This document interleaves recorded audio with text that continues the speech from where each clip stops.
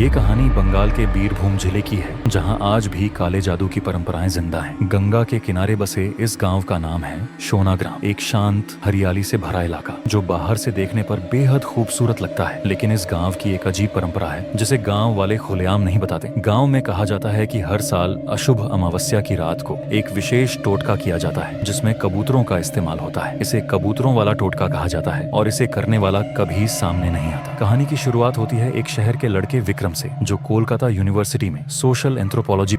विक्रम का शौक था रहस्यमयी परंपराओं और लोक कथाओं की जांच करना। उसे कबूतरों वाले टोटके के बारे में एक लोक गीत में पहली बार पता चला। उस गीत में कहा गया था, रात को उड़ते जो काले कबूतर जिस पर उतरे हो जाए वो 70, ना जी सके ना मर सके वो, बांध के रखे ओ तांत्रिक काला पत्थर। इस गीत ने विक्रम की जिज्ञासा भड़का दी। उसने तय किया कि वो इस रहस्य की तह तक जाएगा। खोजबीन के बाद उसे शोना ग्राम के बारे में जानकारी मिली। गांव वाले किसी बाहरी को इस टोटके के बारे में बताने को तैयार नहीं थे, लेकिन विक्रम जिद्दी था। वो कैमरा और रिकॉर्डिंग डिवाइसेस लेकर गांव पहुंच गया। गांव के बाहर एक पुराना कुआं था जिसके बारे में कहा जाता था कि वहीं पर कबूतरों का टोटका किया जाता है। विक्रम ने वहां रात बिताने की योजना बनाई। अमावस्या की रात जब पूरा गांव अंधेरे में डूबा था, वो चुपचाप उस कुएं के पास पहुंच गया। आधी रात के करीब हवा में अजीब सी सड़ांत फैलने लगी। पेड़ों की पत्तियां बिना हवा के भी हिल रही थी। अचानक उसने देखा, दूर से काले चोगे में लिपटी एक महिला आ रही थी जिसकी चाल इंसानों जैसी नहीं थी। वो एक थाली में कुछ लेकर चल रही थी। थाली में एक मरा हुआ कबूतर, कुछ नींबू, लाल धागे और एक अजीब सा मिट्टी का गुड़िया था। विक्रम ने कैमरे से सब रिकॉर्ड करना शुरू किया, लेकिन तभी कैमरे की स्क्रीन ब्लैक हो गई, जैसे किसी शक्ति ने उस पर कब्जा कर लिया हो। महिला ने कबूतर को कुएं के पास रखा, कुछ मंत्र पढ़े और गुड़िया के ऊपर नींबू निचोड़ा। तभी चारों तरफ से कबूतर उड़ते हुए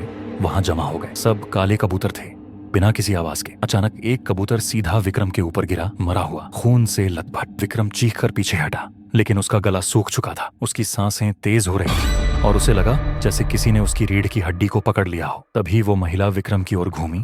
उसकी आंखें सफेद, पूरी तरह सफेद, बिना पुतलियों के। विक्रम हिल नहीं पा रहा था, जैसे शरीर पर किसी अदृश्य जंजीर ने पकड़ बना ली हो। महिला ने कहा, तू देख चुका है, अब तू नहीं बचेगा। या तो तू अगला वाहक बनेगा या तेरी आत्मा भी यहीं बंध जाएगी। अगली सुबह गांव के लोग कुएं के पास पहुंचे तो उन्हें वहां विक्रम का कैमरा मिला, लेकिन विक्रम नहीं था। कैमरे में सिर्फ एक अंतिम वीडियो फाइल थी, वो भी ब्लैक स्क्रीन, लेकिन बैकग्राउंड में किसी के बड़बड़ाने की आवाज थी। मेरा नाम अब नहीं बचा, मैं विक्रम नहीं, मैं वाहक बन गया हूँ। इसके बाद गांव में अजीब घटनाएं शुरू हो गईं। एक एक कर 2 लोग गायब हो गए और हर बार उनके घर की छत पर एक मरा हुआ कबूतर पड़ा होता था। गांव के बड़े बुजुर्गों ने कहा, विक्रम अब कबूतर टोटके का वाहक बन गया है।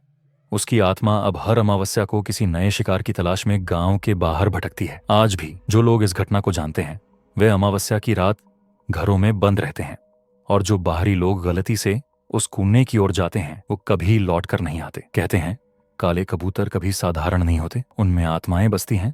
और कबूतरों वाला टोटका अब एक रिवाज नहीं, एक जीवित श्राप बन चुका है।